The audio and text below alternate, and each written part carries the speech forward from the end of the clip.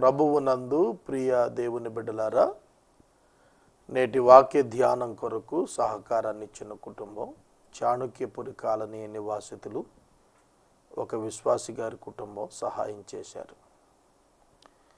ఈ మాసం 20 దినాల్లో 10 ఎపిసోడ్స్ మాత్రమే వచ్చాయి. ఇంకా 8 దినాలకు ఈ మాసం ముగుస్తుంది.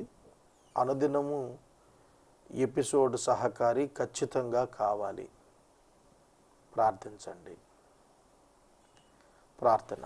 మమ్ములను మిక్కిలిగా ప్రేమిస్తున్న మా ప్రియ ప్రభు, మీకు కృతజ్ఞతలు చెల్లిస్తున్నాము. ప్రార్థన ఆలకించే దేవుడవు, జవాబిచ్చువాడవు, మీరిచ్చిన సహాయం కొరకై వందనాలు. మా ప్రేక్షకులను దీవించండి, ఆత్మీయంగా అభివృద్ధి చేయండి. నేటి వాక్య ధ్యానం మాకు దీవెనకరంగా ప్రసాదించండి. యేసు నామమున వేడుతున్నాము తండ్రి, ఆమెన్. ప్రభువునందు ప్రియా దేవుని బిడ్డలారా, దయచేసి మీ పరిశుద్ధ బైబిల్ గ్రంథాన్ని తెరవండి. ప్రసంగి గ్రంథము 8వ అధ్యాయము 10వ వచనం నుండి వాక్యాన్ని గమనించండి. ప్రసంగి గ్రంథము 8వ అధ్యాయము 10వ వచనం.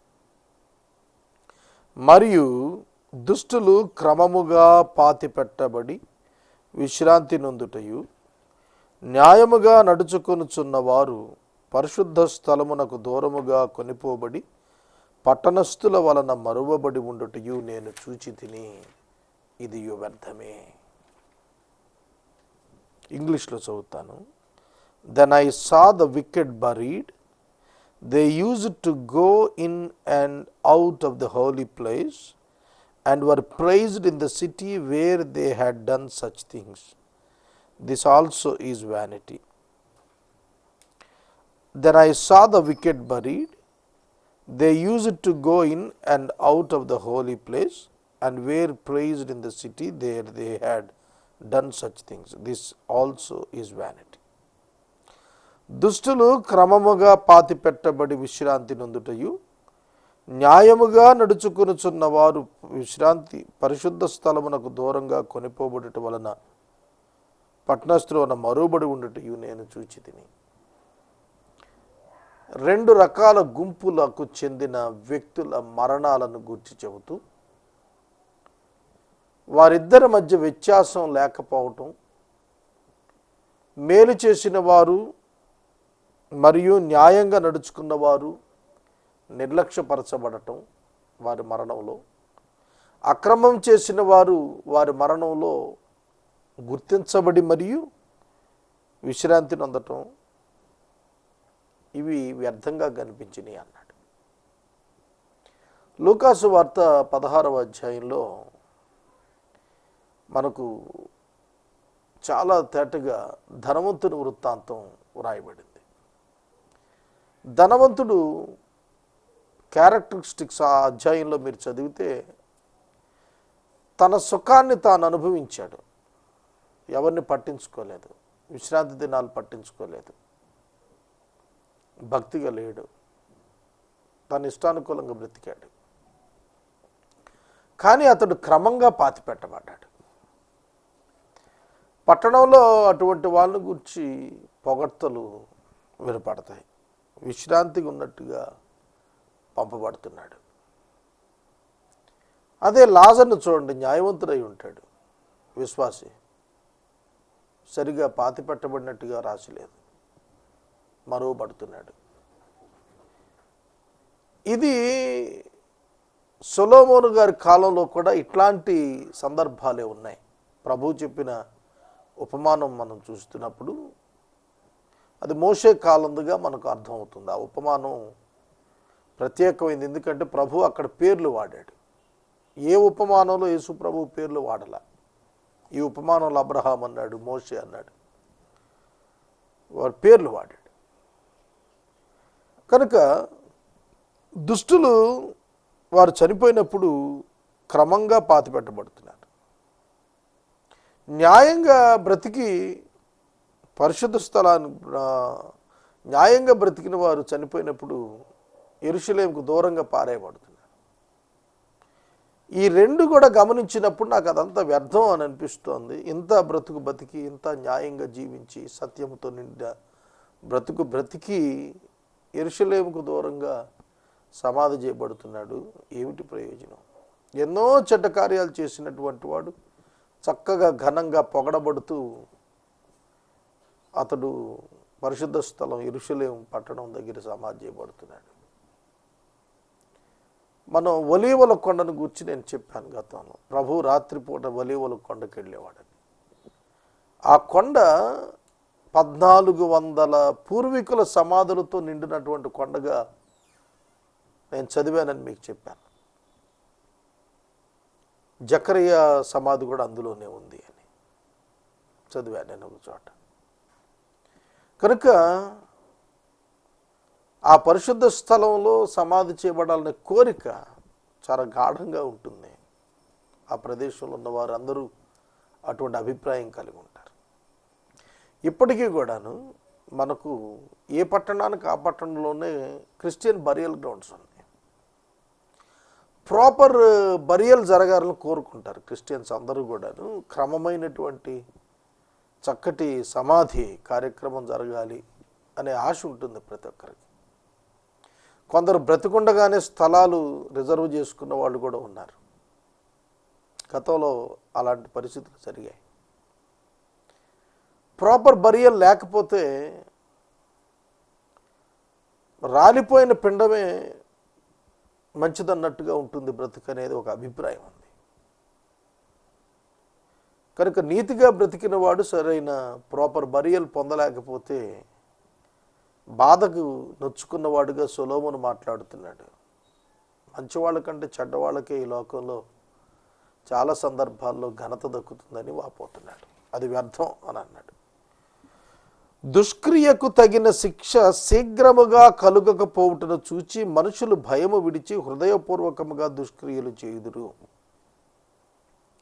ఈ దినం మధ్యాహ్నం మా తండ్రి గారి యొక్క స్నేహితులు మా గృహంలో కూర్చొని చర్చ చేస్తున్నారు.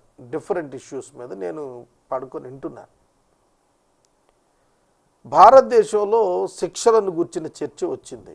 టీవీలో ఒక ఆడపిల్లని బలవంతం చేసి పాడు చేసి వీడియో తీసి సోషల్ నెట్వర్క్లో పెట్టారనే దాని మీద పెద్దవాళ్ళు కూర్చొని మాట్లాడుకుంటూ దేశం ఎలా అయిపోయింది, కారణాలు ఏమిటి, ఇవన్నీ విశ్లేషిస్తూ ఉండగా ఒక క్రైస్తవేతర మిత్రుడు ఒక ఆయన మాట్లాడుతూ చెప్పిన మాట, విదేశాల్లో చట్టాల అమలుకు శిక్షల ఖరారుకు నిర్దిష్టమైన సమయం ఉంది. అమెరికాలో ఒక సమయం, అలాగే దుబాయ్ ప్రాంతాల్లో గల్ఫ్ కంట్రీస్లో ఒక క్రిమినల్ కేసుకి ఇంత పర్టికులర్ స్టిప్యులేటెడ్ పీరియడ్, అంటే ఈ కేసు ఇన్ని రోజుల్లో తేల్చేయాలి. అది మన దేశంలో లేదు. ఆ కారణం చేత బ్రిటిష్ వారి చేత పరిపాలించబడిన కాలంలో ఎన్నో ఇబ్బందులు బాధలు ఎదుర్కొన్నటువంటి ప్రజల మధ్యలో నుంచి వచ్చిన అంబేద్కర్ గారు చాలా ఎలాబొరేటెడ్ కాన్స్టిట్యూషన్, చాలా పెద్ద కాన్స్టిట్యూషన్ రాసి భారతీయులందరికీ కూడాను రిలాక్స్డ్గా అందరూ కూడా బ్రతికేటట్టుగా వెంటనే శిక్షలు అనేవి లేకుండా చట్టాలు అమలు ఆర్టికల్స్ పొందుపరిచారనే చర్చ చేస్తూ వాళ్ళు అనుకుంటున్న మాటల్లో ప్రధాన మాట, శీఘ్రముగా శిక్షలు పడనంత కాలం, శీఘ్రముగా శిక్షలు పడనంత కాలము కూడా హింస పెరుగుతూనే ఉంటుంది, భయం ఉండదు. ఒకడు రేప్ చేశాడు, పట్టుకున్నారు, బెయిల్ మీద బయటకు వస్తాడు, నాన్ బెయిలబుల్ వారెంట్ మనం చూస్తున్నప్పుడు ఇమీడియట్గా బెయిల్ రాకపోయినా 90 రోజుల్లో బెయిల్ ఇస్తారు. ఆ తర్వాత సాక్ష్యాలు లేవని చెప్పి కొట్టేస్తారు. ఎన్నో మర్డర్స్ చేస్తున్నారు, ఐ విట్నెస్లు ఉండవు, క్రాస్ ఎగ్జామిన్లో తేలిపోతాయి, బయటకు వచ్చేస్తున్నారు, శిక్షలు పట్టడం లేదు. కొన్ని పరిస్థితుల్లో అయితే కేసులు కొనసాగుతూనే ఉన్నాయి. ధనవంతులైన వారు ఉంటే వెనక సుప్రీంకోర్టు వరకు తీసుకెళ్తారు. ఎప్పుడు కేసు పడుతుంది, ఎప్పుడు శిక్ష పడుతుందో తెలియదు. కింద కోర్టులో శిక్ష పడినా పై కోర్టులో కొట్టించేస్తారు. ఆ పై కోర్టుకి వెళ్ళి ఆలస్యం చేయిస్తారు. కనుక ఈ విధానం ఉండటం బట్టి, ఈ విధమైన పరిస్థితులు ఉండటం బట్టి, శీఘ్రంగా శిక్ష పడకపోవటాన్ని బట్టి నేరాలు పెరిగిపోతున్నాయి. గమనించారు. ఇవాళ టీవీలో చదువుతున్న హైవేలో హైదరాబాద్ విజయవాడ మధ్యలో నందిగామ ప్రాంతంలో 15 పెద్ద పెద్ద వాహనాలను ఆపేసి డ్రైవర్స్ని కొట్టేసి డబ్బులు దోచేసుకున్నారట. చాలా విచిత్రమైన నేరాలు జరుగుతున్నాయి, ఘోరమైన నేరాలు జరుగుతున్నాయి. చీటీలు వేస్తున్నారు, తీసుకొని పారిపోతున్నారు. చైన్ స్నాచింగ్ ఎక్కువైపోయింది, ఉమెన్ ట్రాఫికింగ్ ఎక్కువైపోయింది, చైల్డ్ అబ్యూజింగ్ ఎక్కువైపోయింది. ఇన్ని పెరిగిపోతున్నాయి. మీడియా అంతా చూపిస్తోంది. ఎందుకు ఇది ఆగటం లేదు? డ్రంక్ అండ్ డ్రైవ్ హైదరాబాద్ వెళ్ళాను ఈ మధ్యన, ఎక్కడికక్కడ పక్కకు లాగి కేసులు రాసేస్తున్నారు. మరి విదేశాల్లో ఎందుకు డిసిప్లిన్ వస్తుంది? క్రైమ్ రేట్ ఎందుకు కంట్రోల్ అవుతోంది? Immediate punishments. మనం ఇవాళ చూసాం, ఆర్టీసీ బస్ విజయవాడ దగ్గర కంకిపాడు గంగూరు ప్రాంతంలో ఏం జరిగిందో తెలియదు, అన్కంట్రోల్ అయిపోయింది. ఒక ఆయన చనిపోయాడు, జనాల మీదకి ఎక్కేసింది. Then where is the punishment for the driver? ఒక father, RCM father motor bike మీద వస్తున్నాడు. రాజమండ్రి బ్రిడ్జ్ మీద చాలా వర్షం పడుతోంది. ఒక ఆర్టీసీ బస్సు ఆయన్ని హిట్ చేసింది, పడిపోయాడు. తల మీద నుండి చక్రం వెళ్ళిపోయింది, ఆపుకొని వెళ్ళిపోయాడు. ఇలాంటి సందర్భాలన్నీ వింటున్నప్పుడు శిక్ష శీఘ్రంగా పడకపోవటం అనేది వాళ్ళ మధ్య చర్చలో వాళ్ళు ఖరారుగా తేల్చారు. అందరూ 75 సంవత్సరాలు పెద్దవాళ్ళే. ఎన్ని సంవత్సరాల నుంచి చూస్తున్నారంటారు? బ్రిటిషర్స్ టైం నుంచే వాళ్ళకి అవగాహన ఉంది. వాళ్ళు మాట్లాడుకుంటున్న మాటల్లో శిక్షలు శీఘ్రంగా పడకపోవటం వలన మనుషులు హృదయపూర్వకంగా దుష్క్రియలు చేసేస్తున్నారు. మనకెందుకులే, కోర్టుకు వెళ్ళలేము, 10 సార్లు ఫోన్లో నుంచోలేము, 10 రోజులు టైం స్పెండ్ చేయలేము. ఒక పెద్ద ఆయన ఈ దినమే నాతో మాట్లాడుతున్నారు, మనం ఈ లెక్కలో కేసులు పెట్టకూడదు అనుకుంటండి. కేసు పెట్టాము, దాన్ని వ్యాజ్యంలో వెళ్ళటానికి మనకు వెసులుబాటు కలగటం లేదు. కనుక ఎక్కడ జస్టిస్ ఎక్కడ జరుగుతుంది ఇంకా? ఎందుకంటే చాలా థిక్ పాపులేటెడ్ కంట్రీ మంది, ఎంతోమంది ప్రజలు ఉన్నారు. వీరి మధ్య ఎన్నో తగాదాలు, ఎన్నో సమస్యలు. న్యాయ పోరాటానికి ఎంతమంది సిద్ధం అవ్వగలుగుతారు? కనుక గవర్నమెంట్ హ్యాస్ మోర్ రెస్పాన్సిబిలిటీ. ప్రభుత్వానికి చాలా ఎక్కువ బాధ్యత ఉన్నది. శీఘ్రమే దుష్క్రియకు తగిన శిక్ష కలుగకపోతే మనుషులు భయం విడిచిపెడతారు. హృదయపూర్వకంగా దుష్టక్రియలు చేసేస్తారు. వైట్ కాలర్ క్రైమ్ వచ్చేసింది, సైబర్ క్రైమ్స్ వచ్చేసాయి. ఎంతో దారుణం. వీటన్నిటినీ దారుణం అని మనం మాట్లాడుతున్నాం. ఎంతోమంది వివాహం చేసుకున్న వారు భార్యలు మోసం చేస్తున్నారు. No one is caring for them. కనుక ఇవి ఒక రాజుగా మాట్లాడుతున్నాడు, ఒక చక్రవర్తిగా మాట్లాడుతున్నాడు. ధర్మశాస్త్రాన్ని అమలుపరిచి శిక్షలు వేసే న్యాయాధిపతిగా తన అనుభవాన్ని చెబుతున్నాడు సొలొమోన్ గారు. కనుక మనం కాన్స్టిట్యూషన్ని రెగ్యులేట్ చేయాలి అనేది పెద్దవారి అభిప్రాయం. దాన్ని ఇంకా 65 ఏళ్ళు అయింది రాసి, అప్పటి పరిస్థితుల్లో రాశారు. ఇప్పుడు పరిస్థితులకు, ఇప్పుడున్న క్రైమ్కి, ఇప్పుడున్న పరిస్థితులకి అనుగుణంగా దాన్ని ఆల్టర్ చేయాలి అని. ఎట్లా చేయగలుగుతారు? వాటి మీద ఎవరు దృష్టి పెడతారు? ఎవరు సత్వర న్యాయం ప్రజలకు చేరేట్లుగా చేస్తారు? ఇప్పుడు ఇంకా ఫాస్ట్ ట్రాక్ కోర్ట్స్ వచ్చాయి, చాలా ఇమీడియట్ సెటిల్మెంట్స్ వస్తున్నాయి. అవుట్ సైడ్ ద కోర్ట్ సెటిల్మెంట్స్కి చాలా కౌన్సిలింగ్ సెంటర్స్ ఏర్పాటయ్యాయి. ప్రైవేట్ కౌన్సిలింగ్ సెంటర్స్ కూడా చాలా వచ్చాయి. అయినప్పటికీ కూడా ఎన్ని కౌన్సిలింగ్ సెంటర్స్ వచ్చినా కూడాను కోర్ట్స్లో జాప్యం అనే దానివల్ల న్యాయం జరగట్లేదు. ఒక్కొక్క తగాదా రిజిస్టర్ అయ్యి కొన్నిసార్లు సాక్షులు వృద్ధాప్యంకి వచ్చి చచ్చిపోయే పరిస్థితి, న్యాయం కోసం అప్లై చేసుకున్నవాడు ముసలాడై చచ్చిపోయే పరిస్థితి. అప్పటికి చూద్దాంలో ఏమవుతుంది. కనుక ఈ పరిస్థితి మార్పు రాకపోతే మన దేశంలో చాలా దారుణమైన పరిస్థితులు మనం చూడాల్సి వస్తుంది. ఎంప్లాయ్మెంట్ లేదు. ప్రధానంగా చదువుకున్న వాళ్ళు ఉన్నారు, కంప్యూటర్ ఇంజనీర్స్ చేసిన వాళ్ళు కంప్యూటర్ చిన్న చిన్న ఉద్యోగాలు 5,000 10,000 వాటి కోసం అప్లై చేసుకునే దుస్థితి ఉంది. ఉద్యోగాలు లేవు, చదువుకుంటున్నారు. ఇంకో పెద్ద ఆయన మాట్లాడుతున్నారు, అతి త్వరగా దేశంలో వ్యతిరేక సంఘాల్లో చేరిపోయినా ఆశ్చర్యపడక్కర్లేదు నేటి యువత అని. ఎందుకంటే హూ విల్ ఫీడ్ దెమ్? వారి కష్టపడి చదువుకొని వారు ప్రయోజకులైన దానికి దేశం మాకేమి ఇచ్చిందనే పరిస్థితికి వెళ్ళిపోయే ప్రమాదం కనిపిస్తుంది అన్నాడు. ఇవన్నీ వాస్తవాలండి. వీటి మీద పరిపాలకులు దృష్టి పెట్టకపోతే, పరిపాలకులకు ప్రజలు సహకారులుగా కొన్ని పాలసీస్లో వెనకాల నిలబడకపోతే we can't find the solutions. Hudhud తుఫాన్ వచ్చినప్పుడు గవర్నమెంట్కి బాసటగా ఎంతమంది నిలబడ్డారు. అట్లా ఒక్కో ప్రాబ్లంని, ఒక్కొక్క లీగల్ ఇష్యూని సమాజం యొక్క స్ట్రెంగ్త్తో పరిపాలకులు దాన్ని సాల్వ్ చేయటం చాలా అవసరం. కనుక ఇప్పుడు ఈ మధ్యన అక్రమ కట్టడాలు, ఎక్కడ చూస్తే అక్కడ అక్రమ కట్టడాలు, వాటిని తీయాలంటే వాళ్ళు కోర్టుకు వెళ్తారు, అది తేలదు, ప్రాజెక్ట్స్ పెండింగ్ అయిపోతాయి. 5 సంవత్సరాలు మన పరిపాలనా సమయం.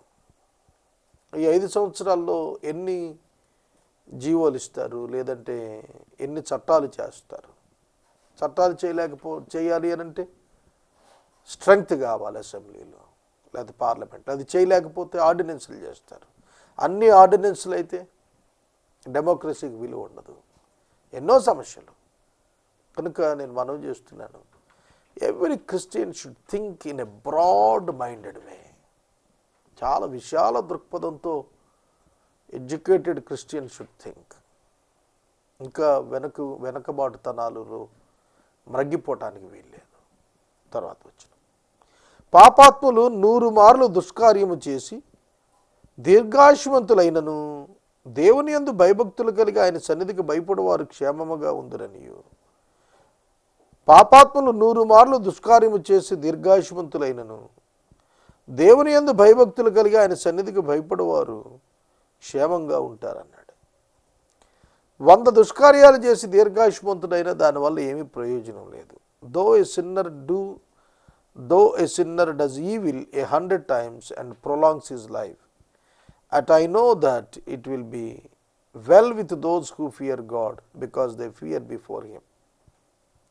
దేవుని ఎదుట భయభక్తులు కలిగిన వాడు తన జీవితాన్ని బట్టి సంతోషంగా ఉండగలుగుతాడు. దుష్క్రియలు చేసిన పాపాత్ముడు దీర్ఘకాలం జీవించినా కూడా అతనికి ఆనందం ఉండదు.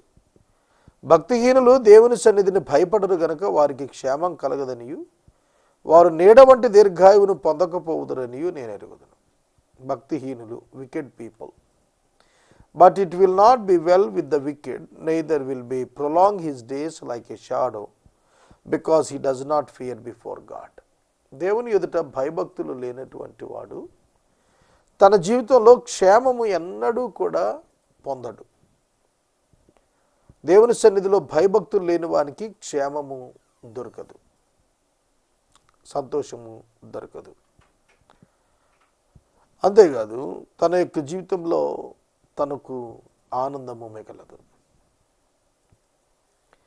పైకి ఆనందంలా కనిపించవచ్చు, కానీ అంతరంగంలో అది ఆనందం కాదనేది ఆ వ్యక్తికి తెలిసిపోతుంది. దేవుని యందు భయభక్తులు కలిగి ఉండటం క్షేమానికి కారణమవుతుంది. 121వ సంకీర్తనలో చాలా అద్భుతమైన మాట రాస్తాడు. భద్రత దేవునిది, దేవుడిచ్చేది. దేవుని పిల్లలకు, దేవునిపై ఆధారపడిన వారికి, దేవుని మీద భయభక్తి కలిగిన వారికి దేవుడు ప్రసాదించేటువంటి గొప్ప భద్రత ఆశీర్వాదకరమైంది. కొండల తట్టు నా కన్నులెత్తుచున్నానని మొదలుపెట్టాడు ఆ కీర్తనలో. పగలు ఎండ దెబ్బ అయినా తగలదు, వెన్నెల దెబ్బ అయినా, రాత్రి వెన్నెల దెబ్బ అయినా నీకు తగలదు అంటాడు. ఏ అపాయం రాకుండా యెహోవా నిన్ను నీ రాకపోకల్లో కాపాడుతాడంటాడు. కనుక వచనాల్లో అక్కడ కీర్తనాకారుడు రాస్తున్న మాటలు, యెహోవా యందలి భయభక్తుల వలన విస్తరించిన క్షేమం అనుభవిస్తారు, భక్తిహీనులకైతే అది ఉండదు.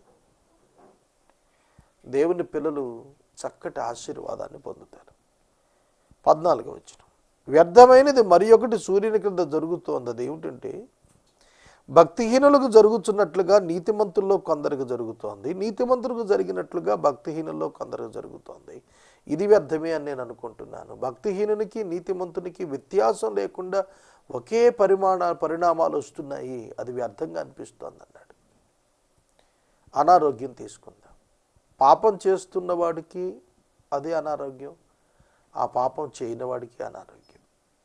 ఒక ఆయన ఉన్నారు, ఆయన చాలా కాలం దీర్ఘకాలంగా మద్యపాని. ఆయన్ని నేను అడిగాను, ఎందుకంటే అట్లా తాగుతారు, లంగ్స్ పాడైపోతాయి కదా, ఎందుకంటే అట్లా సిగరెట్లు తాగుతారు అంటే ఆయన అన్నాడు, 40-50 సంవత్సరాలుగా సిగరెట్లు తాగుతున్నాను, 40 సంవత్సరాలుగా సారా తాగుతున్నాను, నాకు క్యాన్సర్ వచ్చింది, మంచిదే. మా నైబర్ ఉన్నాడు, ఏ దురలవాటు లేదు, నిత్యం ప్రార్థనలకు పోతుంటాడు, సేవ కూడా చేస్తుంటాడు, సువార్త ప్రకటనకు వెళ్తాడు, అతనికి కూడా క్యాన్సర్ వచ్చింది. త్రాగిన నాకు అదే క్యాన్సర్ వచ్చింది, త్రాగని అతనికి అదే క్యాన్సర్ వచ్చింది ఏమిటి అని ఎదురు ప్రశ్నించాడు. నేనేం చెప్పాలి? ఒక నిమిషం అలాగే నేను వేచి చూశాను, మాట్లాడలేక. నిజమే, సొలొమోను గారు చెప్పింది అదే. భక్తిహీనునికి నీతిమంతునికి ఒకటే సంభవిస్తోంది. కొందరు భక్తిహీనులకు సంభవించినట్లే నీతిమంతులు కూడా చెడు అనుభవిస్తున్నారు. నీతిమంతులకు మేలు కలుగుతున్నట్లే భక్తిహీనులకు కూడా కొన్ని సందర్భాల్లో మేలే కలుగుతుంది. ఇది చూసినప్పుడు వ్యసనంగా అనిపిస్తుంది. 73వ సంకీర్తనలో ఆసాబు దేవుణ్ణి అదే అడిగాడు, ప్రభువా, భక్తిహీనులకు మరణమందు యాతనలు లేవు, వారి యొక్క కళ్ళు మెరకల్లాగా ఉన్నాయి, వారు తేనెతో తృప్తి చెంది ఉన్నారు, మాకైతే అన్ని ఇబ్బందులు కనిపిస్తున్నాయని చెప్పి అడిగాడు. చివరికి వచ్చినాక చెప్పాడు, ఆసాబుకి చివరికి ఆ అధ్యాయం చివరిలో జవాబు దొరికింది, భక్తిహీనులు నాశనం అవుతారని. ఇటర్నల్ డెత్ విషయం ఈ లోకల్ ఎవరు ఆలోచించేయటం లేదు. శాశ్వతంగా దేవునికి దూరంగా జీవించాల్సి వస్తుంది ఈ లోకంలో మనం ప్రభువుని అంగీకరించకపోతే. భక్తిహీనతలో బ్రతుకుతూ నిత్య నరకాగ్నికి లోనైన జీవితాన్ని గడుపుతున్నాము అని ఎవ్వరు యోచించటం లేదు. అది యోచించిన వాడు రక్షించబడటానికి సమీపంగా ఉంటాడు. నేను చనిపోతే ఏమవుతాను, ఎక్కడికి వెళ్తాను అనే దాని మీద నిర్దిష్టమైన అభిప్రాయం క్రైస్తవుడికి ఉంది. అందుకనే తెస్సలోనిక మొదటి పత్రికలో 4వ అధ్యాయం 13వ వచనంలో అంటాడు, నిరీక్షణ లేని ఇతరుల వలె మీరు దుఃఖపడకుండా నిమిత్తము నిద్రించిన వారిని గురించిన విషయం మీకు తెలియకుండటం నాకు ఇష్టం లేదన్నాడు. What will happen to the believers after they died? ఏం జరుగుతుందో తెలుసా? నిద్రించిన వారంటే చనిపోయిన వారు, ఎవరు తమ శరీరాలను విడిచారో వారు. ఏం జరుగుతుందో తెలుసా అని అడుగుతున్నాడు పౌలు. ఇది మీరు తెలుసుకోవాలి అని అన్నాడు. కనుక first and foremost important issue in spiritual life, ఆత్మీయ జీవితంలో ఏమిటంటే, what will happen to me after my death? నా మరణానంతరం నాకేం సంభవించబోతోంది? టీవీలో చూస్తున్నాం రోజు కొన్ని వందల మంది యాక్సిడెంట్స్లో, అనారోగ్యంతో, ఇబ్బందులలో రకరకాలుగా చనిపోతున్నారు. ఎక్కడికి వెళ్తారు వీళ్ళు? చనిపోయిన తర్వాత ఏమవుతుంది? వివిధ మత గ్రంథాలు వివిధ రకాలుగా చెబుతున్నాయి, రకరకాలుగా చెబుతున్నాయి. బట్ ద బైబిల్ సేస్, ఏం చెబుతోంది బైబిల్? మరణించినటువంటి వాడు క్రీస్తు యేసునందు విశ్వాసముంచని వాడు మరణించిన వెంటనే పాతాళమున వేదనా స్థలమునకు తీర్పు దినము వరకు ఉండునట్లు తీసుకొని పోబడతాడు. He slipped into the Hades, వేదనా స్థలానికి వెళ్ళిపోతాడు. అదే రక్షించబడిన వాడు ప్రభువు సన్నిధికి వెళ్తాడు, కొనిపోబడతాడు. ప్రభువు మరలా తిరిగి వచ్చినప్పుడు మునుపు మృతి నొందిన వారు మరియు సంఘం రెప్పపాటున ప్రభువును కలుసుకోవటానికి ఆకాశ మధ్యమానికి వెళ్తారు. అక్కడి నుండి ప్రభు దిగి వస్తాడు. 1000 ఏళ్ల పరిపాలన భూమి మీద జరుగుతుంది. ఆ తరువాత సాతాను కొద్ది కాలం విడిచిపెట్టబడతాడు. భయంకరమైనటువంటి యుద్ధం జరుగుతుంది. ప్రభు అపవాదిని అతని యొక్క దూతలను బంధించి అగ్నిగుండంలో వేస్తాడు. అతని అనుచరులందరూ అగ్నిగుండంలో వేస్తాడు. నీతిమంతులందరినీ కూడా ఆయన నూతన ఆకాశం నూతన భూమి మీదకి షిఫ్ట్ చేస్తాడు. ఇది మనకు తెలియాలి. క్రిస్టియన్ ఫెయిత్ అదే నిరీక్షణ అన్నాడు. దీన్ని నిరీక్షణ అన్నాడు. ఏం జరుగుతుంది మరణం తర్వాత? మన ప్రాణం శరీరాన్ని విడిచిన వెంటనే మనం రక్షించబడిన వారమా అన్కండిషనల్గా ప్రభు సన్నిధికి వెళ్ళిపోతాం. Because we are the church of Christ. యేసుక్రీస్తు ప్రభు యొక్క సంఘం మనం కనుక మనం ప్రభు దగ్గరికి వెళ్తాం. దీని మీద మనసు ఉంచడం లేదు. సొలొమోను గారు చెప్పింది భూమి మీద సంగతి చెప్పాడు. సొలొమోను గారు చెప్పినది భూమి మీద సంగతి చెప్పాడు. భూమి మీద నుండి వెళ్ళిపోయిన తర్వాత సంగతిని గురించి ఆలోచించలేదు. ఇక్కడ వ్యర్థమైనది ఉంది. అదేమిటంటే నీతిమంతుల్లో కొందరు జరిగినట్లే భక్తిహీనులకు, భక్తిహీనులకు కొందరు జరిగినట్లే నీతిమంతులు జరుగుతుంది. అన్నపానములు పుచ్చుకొని సంతోషించట కంటే మనుషులకు లాభకరమైనది మరి ఒకటి లేదు గనుక నేను సంతోషమును పొగడి తిని బ్రతికి కష్టపడవలని దేవుడు వారికి నియమించిన కాలమంతయు ఇదియే వారికి తోడుగా ఉన్నది. ఫైనల్గా ఎవరైనా ఒప్పుకునేది ఏంటంటే జీవితకాలం అంతా చక్కగా భోంచేసి ఆరోగ్యం కలిగి ఉండటం ధన్యకరమైందని ఒప్పుకుంటున్నాడు.